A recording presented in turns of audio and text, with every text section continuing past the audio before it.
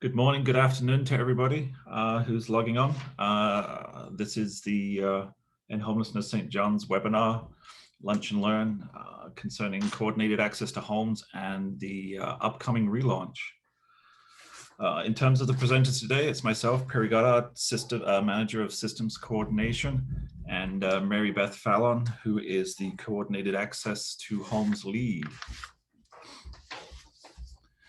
Before we start, in the spirit of truth and reconciliation, I would just like to acknowledge that the land from which we are hosting this Lunch and Learn is the unceded traditional territory of the Beothuk and Mi'kmaq. I'd also like to acknowledge that Labrador is the traditional and ancestral homelands of the Innu and Inuit. And may we recognize all First peoples who were here before us, those that live with us, and the 7 generations to come.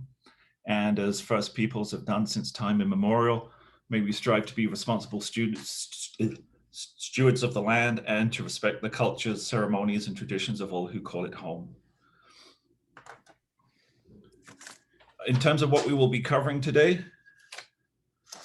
we will be touching on Reaching Home, the federal homelessness initiative, and how that relates to coordinated access, the history of coordinated access here in St. John's, the accomplishments and some of the challenges that were faced, and then the new model of coordinated access to homes, and essentially, what it is, how it works, and the anticipated outcomes. In terms of housekeeping, I'd just like to let you know that this session is being recorded and will be posted on the website shortly thereafter. Everybody is currently muted. If you have any comments, please feel free to use the chat function. And as you're aware, we do have time allotted at the end for questions and answers. So the Q&A button is at the bottom of your screen. And just to let people know that both of those can be done anonymously. And if there's any other questions that may not be asked here or answered, the emails for Mary Beth and I are posted at the end of this. And by all means, contact us if you have any further questions or comments to make. And on that note, I'm going to pass it off to Mary Beth. Thank you, Perry. Welcome, everyone. Just to give you guys a little background about us, I know you're all very much aware of End Homelessness St. John's. Well, I hope you are. But End Homelessness St. John's does exist to prevent homelessness and end homelessness here in our community. We work collaboratively with community stakeholders, and I know that includes many of you here. As the lead to the implementation of the St. John's Community Plan to End Homelessness through the continuation of coordinated system-wide planning and our leadership here at End Homelessness St. John's, we will here in St. John's become the next community in Canada to end homelessness. We work toward a vision here at End Homelessness St. John's and here in our community, to which every resident of St. John's will have a place to call home. Our very existence is to prevent and end homelessness here within our community. Although the idea of ending homelessness seems overwhelming at times, here in Homelessness St. John's, we do understand and appreciate the challenges that are presented before us. The tagline, #WeCanEndIt, was chosen because we truly believe that ending homelessness in our community is not only possible, but attainable. Attainable because we are forward focused, and through systems change and the collaborative community approach, we can together ensure better outcomes for all members of our community. Next slide, please. Reaching Home and Coordinated Access. Well, Reaching Home is a community-based program aimed at preventing and reducing homelessness through direct service support and funding to communities here all over Canada. This includes Indigenous, territorial, rural, and remote communities, and designated communities like us here in St. John's. The Reaching Home initiative provides a map to guide us towards our goal of both preventing and reducing homelessness. Among other things, Reaching Home provides communities with guidance around the implementation of many program requirements, which includes the implementation of a coordinated access system. The coordinated access system is a community-wide system that streamlines the process for people experiencing homelessness to access housing and supports, and is an essential step to smarter, faster, and more coordinated housing system. We support individuals and families who are experiencing homelessness or at risk of homelessness towards housing success and long-term security.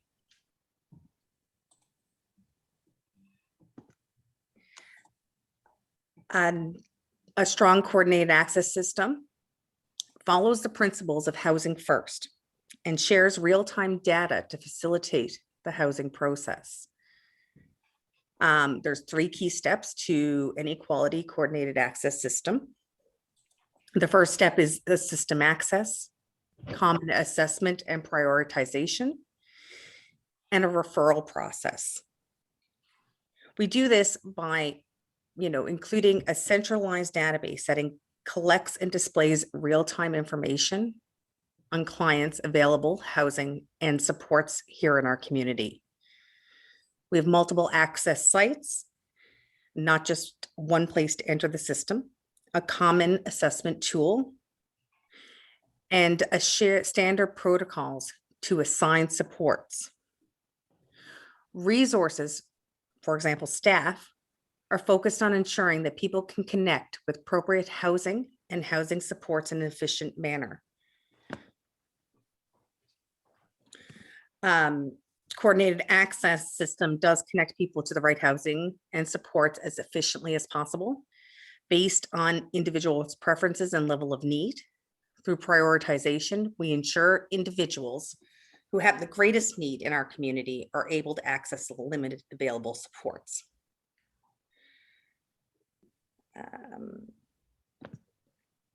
Coordinated access here in St. John's was launched back in November 2017.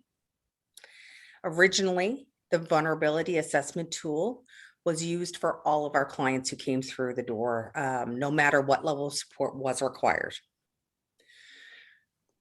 Through our evolution, we originally had 6 assessment sites throughout our community. And Homelessness St. John's worked diligently with our community partners to establish several programs available through coordinated access. For example, Front Step Intensive Case Management with Stella Circle and Choices for Youth, Homelessness Prevention and Rapid Rehousing through Stella Circle and Choices for Youth, Garrison Place through John Howard Society, and various other community partners and services. Other agencies have been added on quickly into late 2017 and early 2018. However, sadly, in March 2020, everything changed as a result of the global pandemic. Coordinated access operations at that time was suspended. We all had to kind of change how we were moving forward at that point.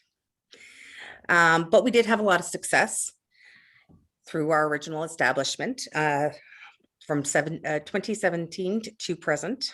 We've served 267 individuals in the first 18 months. We provided opportunity for service providers here in our community to work together in the spirit of collaboration. We established initial infrastructure for coordinated access. And through that process, we've learned many lessons, and we have a path forward for the implementation and relaunch of coordinated access to homes, which Perry will touch on in a moment. We established localized VAT trainers and assessors, and we established an initial by name list as well. But with any implementation of any kind of system change, we were met with significant challenges, and we've learned from them. Unequal participation and contribution, consistency of VAT assessments, individuals allocated to wait lists, which caused them to languish there for longer than we feel is necessary, and inconsistent follow-up with individuals after initial entry into the system. There was also a lack of resources available to coordinated access. And all of these challenges that were presented we've taken into account as we move forward to the coordinated access to homes relaunch. Perry, with that, I'm going to throw it over to you. Thank you, Mary Beth. So the question is, what is coordinated access to homes? It really does build on the strengths and the accomplishments, as Mary Beth just identified, and presents an enhanced model of coordinated access, both in terms of access to housing and also service provision. There's, once again, very much like the previous model, there's a very strong adherence to the housing first philosophy. And there's also a shift in focus. The focus is more greatly focused on matching resources to clients rather than matching clients to organizations, recognizing the complexity of the needs of many of the clients that come through the coordinated access process. In terms of the housing first principles, there's 5 core principles that sort of is the foundation to coordinated access to homes. The immediate access to housing. In terms of this new process that we're proposing, a client may come to an organization and start the process through coordinated access to homes, but at any point in time, they could and indeed should be matched to a housing opportunity that comes up. There's still the focus on recovery, regardless of what recovery may mean to the client in question. Social and community interactions and connections are still very valuable, especially if we're looking at long-term sustainability of housing and personal success. The individual person-driven supports, we're very much emphasizing that this is a very client-centered approach. And consistent with that is the choice of the client and self-determination, recognizing that they do have choice and they do have the right to self-determination. And that can be in accessing coordinated access to homes or indeed the services which are matched to their particular needs.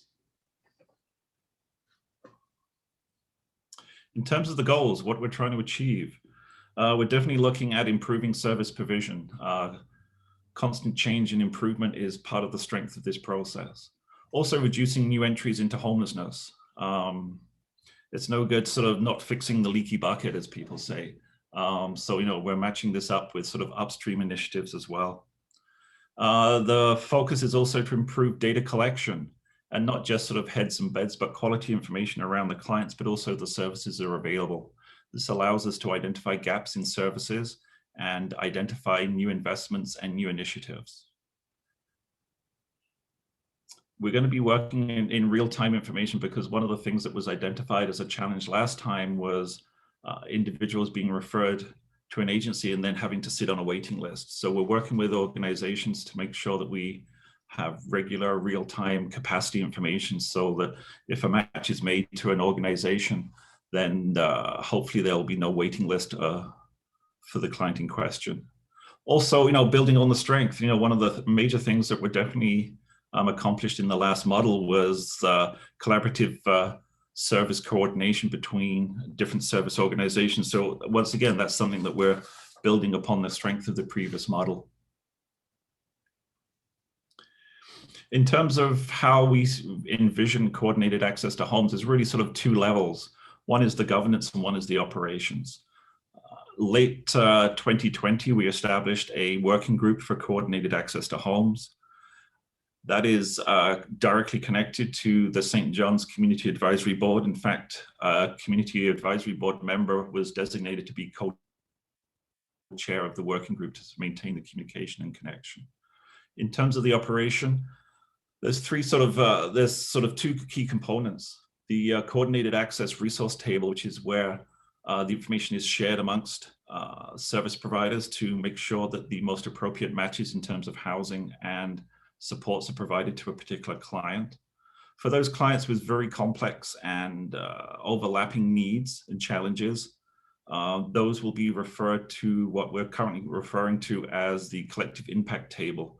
And it's at this table where intensive case conferencing occurs to make sure that the clients with the most complex needs have a corresponding complex menu of supports and services.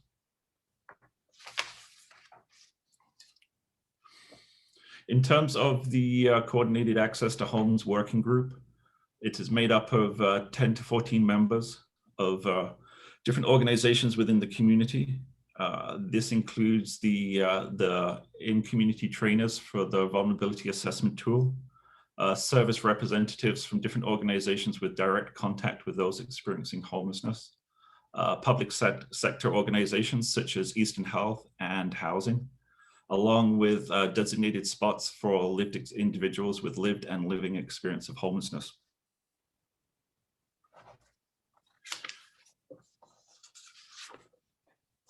Some of the notable challenges that lie ahead for us, changes that lie ahead for us is once again, the shift in focus for matching housing supports to clients rather than clients to organizations. And once again, as we mentioned previously, if a client is already matched to a service provider and they're able to access housing or indeed additional supports, we encourage that to happen rather than waiting for it to move forward to the allocation table. Not all clients will be assessed through the VAT, the vulnerability assessment tool. Previously, a greater number of clients were assessed.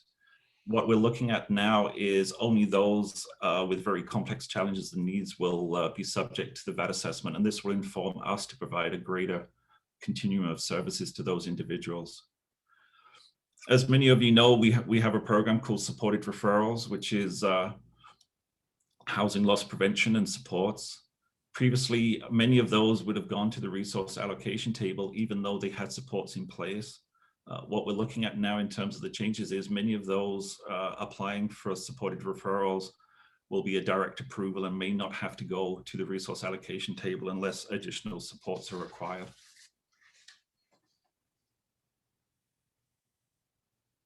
In terms of the actual resource table, and this is consistent with national practices, there's a number of things they are, and it's a number of things that they are not.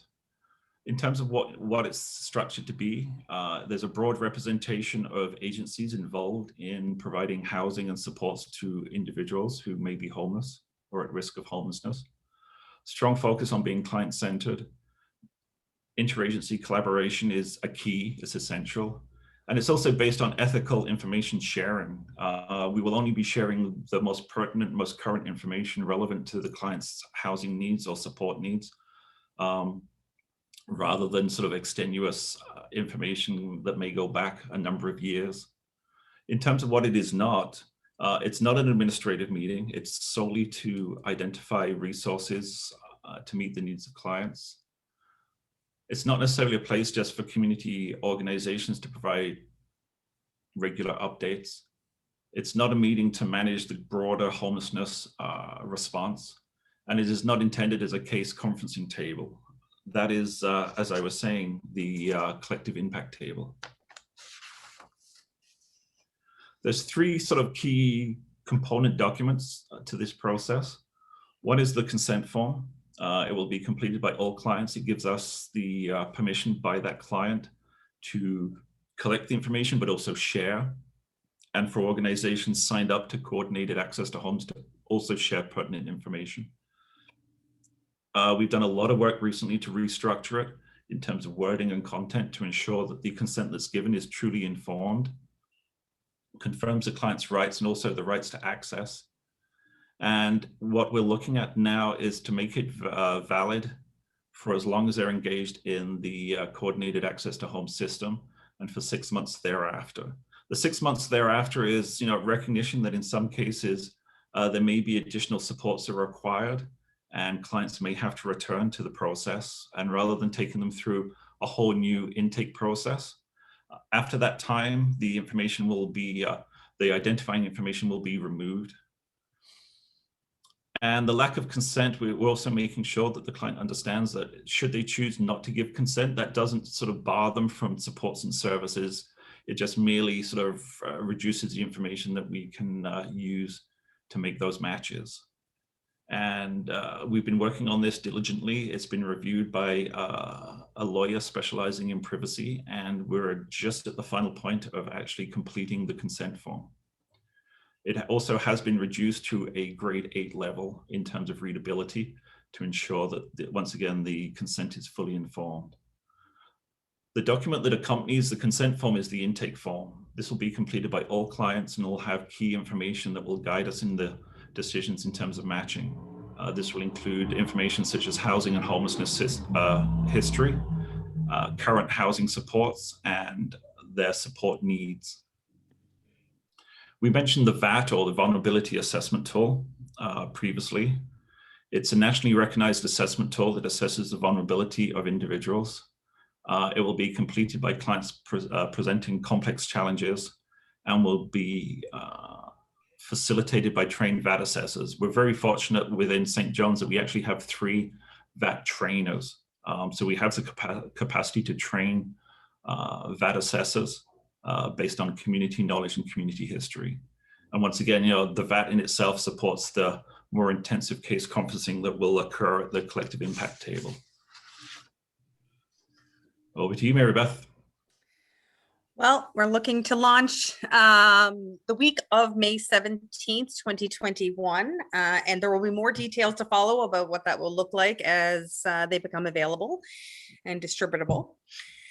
And I guess we'll just move, I'll reiterate for Perry, if you have any questions, as Perry noted before, that may come up after this session, you can feel free to email myself, Mary Beth, at ca@wecanendit.com, or you can email Perry directly at pgoddard@wecanendit.com. So I guess with that being said, that is the conclusion of the information we want to present. Does anyone have any questions? We'd love to provide some answers to anything that is lingering in your mind around coordinated access to homes. Once again, this is a very sort of high level synopsis of our process with coordinated access. A number of things are changing as we move forward. And community insight and knowledge has played a great role in this.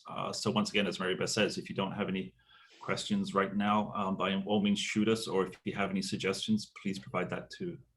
And I see our first question and answer. Can you tell us more about the resources that will be available at the Coordinated Access to Homes resource table? Yes, we are currently working on that. In fact, shortly after this presentation, we're off to the working group, and that is one of the primary agenda items for today's discussion. This is something that we're working on. There's a number of thoughts in terms of how it will be structured.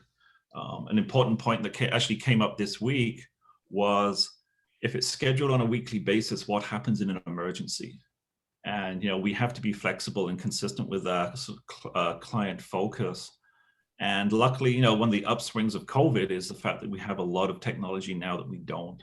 So we're even considering that. What do we do if someone comes to the system on a Thursday and the table just met the previous day? Do they have to wait a week? And the answer should never be yes.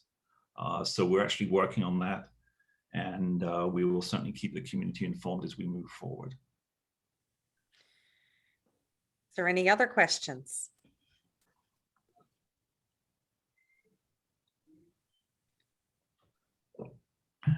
Can someone with low acuity be referred to coordinated access to homes? People can be referred through coordinated access. However, not everyone will be presented at the coordinated access resource allocation table if it's not deemed necessary. So for instance, if someone is seeking a supported referral, and no additional supports, they have everything else in place, they may not require a more intensive level of interaction or assessment through the vulnerability assessment tool. So yes, you can refer anyone who is at imminent risk of homelessness and anyone who is homeless through the coordinated access to homes system. And then it will be assessed and prioritized based on the intake forms where and what method path will take for each individual's needs in terms of the spirit of client-centered approach. And in time, we would like to match it too with a strengthened sort of component of diversionary options too. Absolutely. So, we don't want anybody to become homeless that doesn't necessarily need to become homeless too. I've just seen another question that pop up. Will we be utilizing the expertise of existing VAT assessors in the community moving forward? The answer is yes. I actually met with the VAT trainers, I believe, last week, and that's exactly what we were discussing.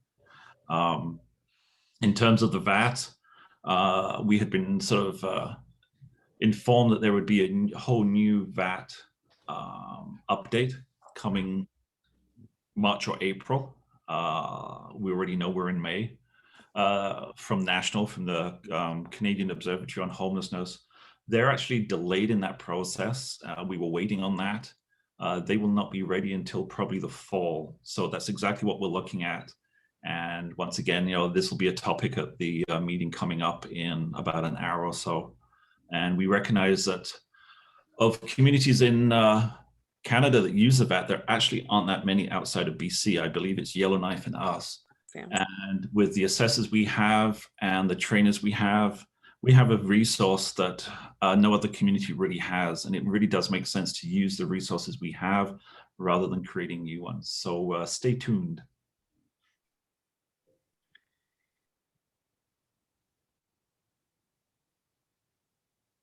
Is there any other questions? And we certainly recognize that there may be questions afterwards. As we mentioned, please feel free to email us anytime. Can you explain what a supportive referral means?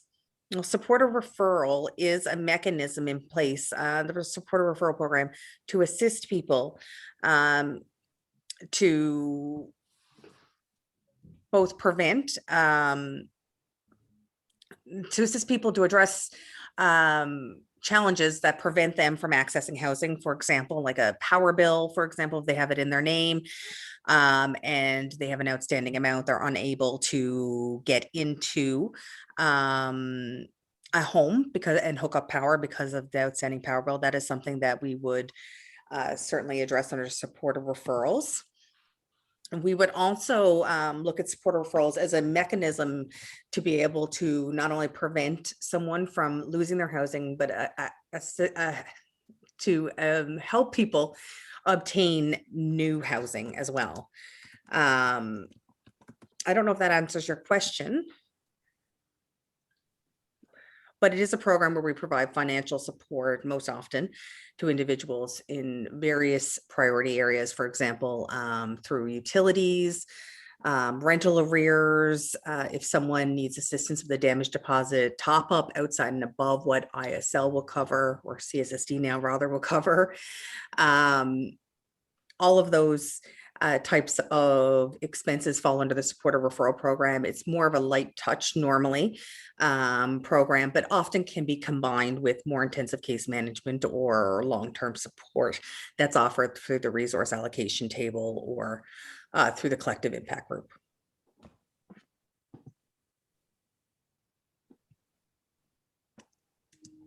I was just jumping back between Q&As and chat, and I was just looking at the previous question around acuity. Many of the communities across Canada use something called the SPDAT, which focuses on acuity. Here in St. John's, historically, and we will continue to use the VAT, is actually an assessment of vulnerability. And we also recognize that someone can be high vulnerability and low acuity, or any permutation. So essentially, if anyone's at risk of homelessness or experiencing homelessness, regardless of acuity, we have an obligation to try and serve them and make the necessary matches for housing success.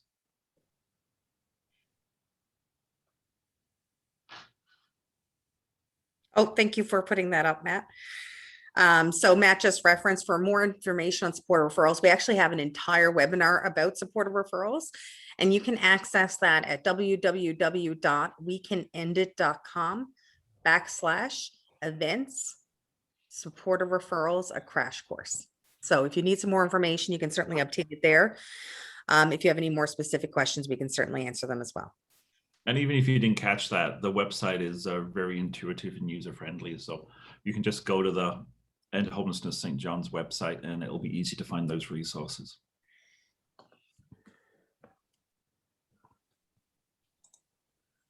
You folks are really kind on us today. I know.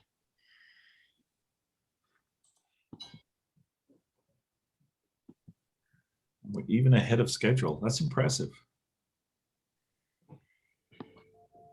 Given the launch is coming up fairly soon, does anyone else have any other questions that they thought that we might be able to answer, or perhaps take back and prepare answers for future information that we'll send out?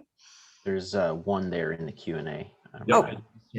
Is coordinated access just for community agencies, or can government programs also take part? Mary Beth and I are both looking at ourselves for that. It should be noted that Newfoundland Housing Corporation is a key partner with us. For those that may be aware of it, there was a recent request for proposals in partnership with the province and housing. So they definitely play a key part of it. This is client focused. So our main objective is to make sure that individuals who are experiencing homelessness or at risk of homelessness get the supports and housing they need for long-term housing success, and not just, a roof over their head, but truly to, develop their homes. So we're client-centered. I'm not sure if that answers the question.